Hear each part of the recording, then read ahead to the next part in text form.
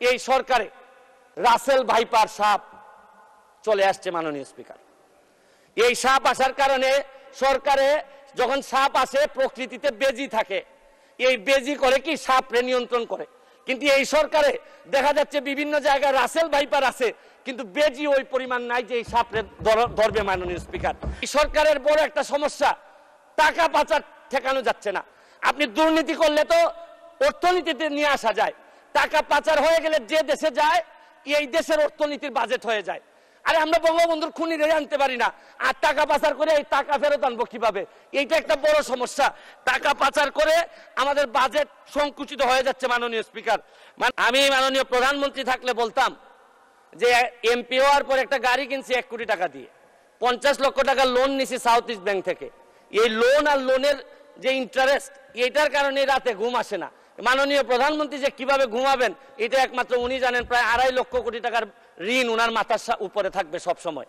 আমি আরেকটা জিনিস বলতে চাই মাননীয় স্পিকার, আমাদের বড় চাপ ফরেন রিজার্ভ।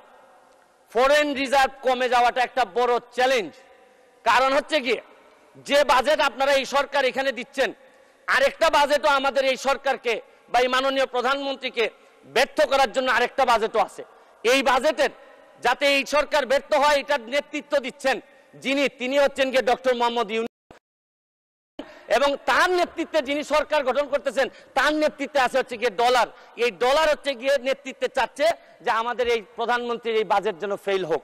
আমি আরেকটা জিনিস বলতে চাই, এক্সচেঞ্জ রেট ডেপ্রিসিয়েশন করছেন হচ্ছে গিয়ে রিসেন্টলি আরো 7 টাকা ডলারের সাথে। এক্সচেঞ্জ ডেপ্রিসিয়েশন করার কারণে ব্যালেন্স অফ পেমেন্ট যেটা, এইটা আমাদের মিটানো অনেক বেশি ডিফিকাল্ট হয়ে যাবে। এইটা একটা বড় প্রেশার মাননীয় স্পিকার। মাননীয় স্পিকার, মুদ্রাস্ফীতি আপনি জানেন যে টাকার দাম কমে যাচ্ছে, কমে গিয়ে 9.5% হয়েছে এই গত 20 মাস ধরে। আপনাদের কাছে তো মাত্র একটা সংখ্যা 9.5%, কিন্তু ফিক্সড ইনকাম যারা করে, যারা নির্দিষ্ট বেতনে চলে, তারা জানে যে মুদ্রাস্ফীতি এই পর্যায়ে 9.5% দিয়ে সংসার চালানো কতটা কঠিন। এটা একটা বড় চ্যালেঞ্জ মাননীয় স্পিকার। মাননীয় স্পিকার, আপনি তারপরে এই বাজেটে 2-3টা জিনিস আছে, ভালো সফলতা আছে এই সরকারের। আপনারা কি করলেন?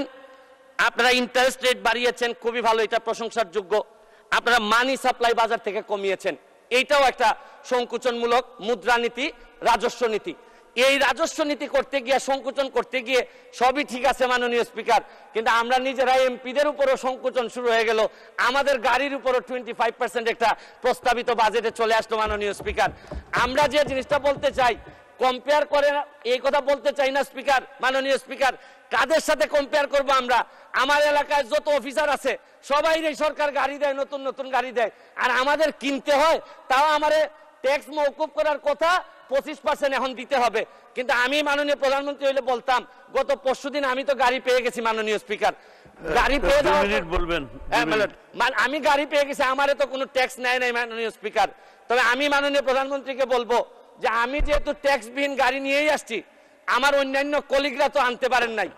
আপনারা, আমি যেহেতু এটা আমাকে ফ্রি দিলেন আর অন্যান্য আমার কলিগরা ফ্রি পাবেন, এটা ডিসক্রিমিনেশন হয় মাননীয় স্পিকার। তারপরে আমি মহান সংসদে বলে দিচ্ছি, তারপরে যদি মনে করেন দেশের স্বার্থে 25% নিবেনই আমাদের উপর, যতই কষ্ট হোক, মানবতার মা উনি, উনার বিরুদ্ধে আমরা কোনো কথা বলতে পারবো না। হয়তো উনি দেশের স্বার্থেই বলেন, তারপরে বলবো যদি উনি নিশ্চিতি নিতেই চান, তাহলে আমার টাকাটা আমি কথা দিচ্ছি যে উনি যেদিন বাজেট পাস করবেন এই 25% টাকা আমি নিজে নিয়ে এনবিআর এর কাছে দিয়ে আসবো মাননীয় স্পিকার। তাও আমি চাই না যে আমি যেটা পাইছি এটা আমার কলিগরা পাবে না, এটা হইতে পারে না মাননীয় স্পিকার। মাননীয় স্পিকার, আপনি দেখেন টাকা পাচার এই সরকারের বড় একটা সমস্যা, টাকা পাচার ঠেকানো যাচ্ছে না। আপনি দুর্নীতি করলে তো অর্থনীতিতে নিয়ে আসা যায়, টাকা পাচার হয়ে গেলে যে দেশে যায় এই দেশের অর্থনীতির বাজেট হয়ে যায়। আরে আমরা বঙ্গবন্ধুর খুনিরে আনতে পারি না, আর টাকা পাচার করে এই টাকা ফেরত আনবো কিভাবে? এইটা একটা বড় সমস্যা। টাকা পাচার করে আমাদের বাজেট সংকুচিত হয়ে যাচ্ছে মাননীয় স্পিকার।